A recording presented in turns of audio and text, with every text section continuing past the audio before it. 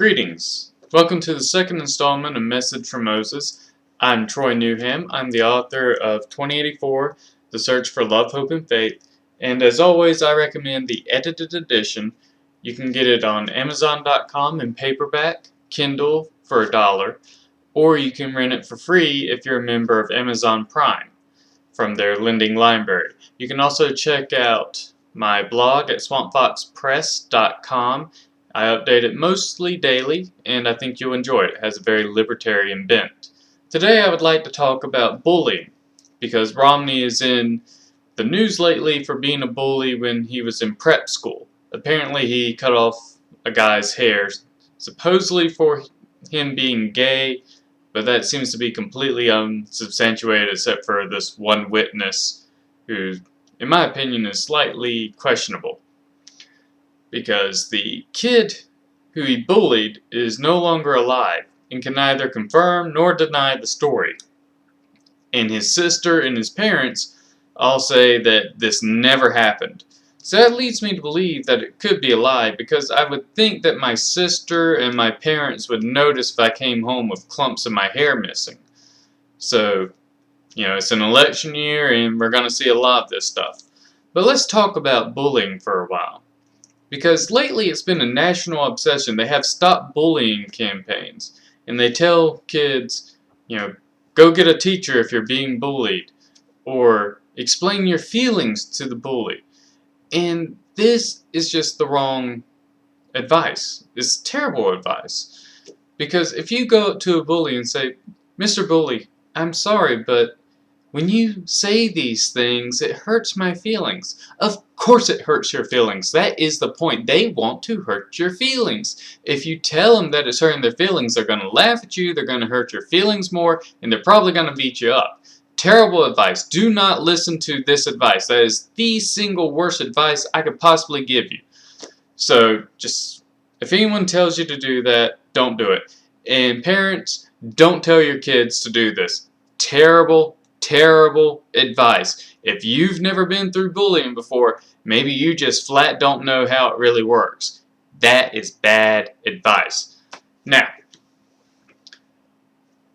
the thing is, though, is that I don't believe we're seeing any more bullying than we've ever seen. Bullying has probably been around since the dawn of time. It's natural that the strong will pick on the weak for their amusement. I mean, it's sick, it's terrible, but it is true. You're not going to get rid of bullying, you're not going to get rid of racism, rape. All these terrible things that human beings do to other human beings have been around since the dawn of time, and you're not going to get rid of them. It doesn't mean that you have to accept them, you can punish them, but accept that it is a fact of life, that these things will happen, have happened, will always happen. And you cannot tell me that the American teenage bully is worse than the Spartan bully of old. Because I have a feeling that the Spartan bully of old probably bullied you by kicking in all your teeth until you had no more teeth, and then he probably broke some of your bones just for spite. Just a gut feeling on that. So the question is not why is so much bullying going on, but why are kids killing themselves over it? That's the question. And I believe that it's how they're being raised. They're not being raised with fortitude. They're not being told to stand their ground and fight back. Look at TV shows from the 50s, the 60s, even the 70s. All the messages in them with there's a bully involved is stand up to the bully. Stand your ground. Put up your dukes. Fight the bully. And that's what you should do. You should stand up to the bully. Because eventually the bully will move on to a different target. They want someone who's weak and who will not defend themselves.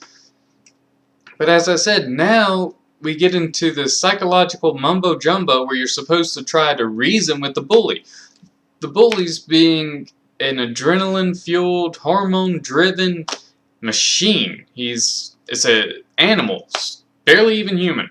You can't reach him. What are you going to do? You're going to talk to him? Make him stop? It ain't going to work. Just stand up to him.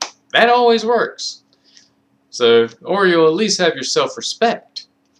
Now, to kids and the parents of kids, let me make one thing clear. I was bullied when I was growing up. I've been beaten up, I've been picked on, and, honestly, it was one of the best things that ever happened to me. I know it sounds weird and terrible, but it gave me more determination and fortitude than anything else in my life. And as I often tell people, if I had to choose any one trait that means the most to me, it's my determination. I don't know how to stop. I don't know how to let people keep me down. And what I'm trying to say is, if you are being bullied or your children are being bullied, it's not the end of the world. There's something that can really come from that. They can use it as a way to grow, to become stronger, to be more resilient. And on the other side, bullies will do one of two things. Either one, they're going to grow out of it, and they're going to be remorseful for what they did, and it's going to torture them day and night. Every time they think about how they tormented you, it's going to torment them. And they have to live with that. Meanwhile, you've grown stronger from the experience, and by gaining strength, you're going to have a more meaningful life and a better life. Now, the other thing that could happen to the bully is that he remains a cruel, evil man or girl. And guess what? Their lives are going to be terrible. They're probably going to succumb to alcohol. They're going to have mean friends. They're probably going to die a brutish short life. And kudos to you. You also get revenge in that manner. It's a win-win for you if you play your cards right. So, let me just be frank here. I do not approve of bullying, but it has been the way it is since the dawn of time, and it will continue to be the way it is until the dawn of time. And it is up to us, as adults, to instill in our children the fact that bullying is there, and that the only way to handle a bully appropriately is to stand up to them, to stand your ground and stand up for yourself. And that way you will always be able to respect yourself. This is Troy Newham. If you enjoyed this, I hope you will check out my book. Again, it's 2084, and it blends 1984 and Brave New World, and I believe you'll really enjoy it. Long live the Constitution. Signing off.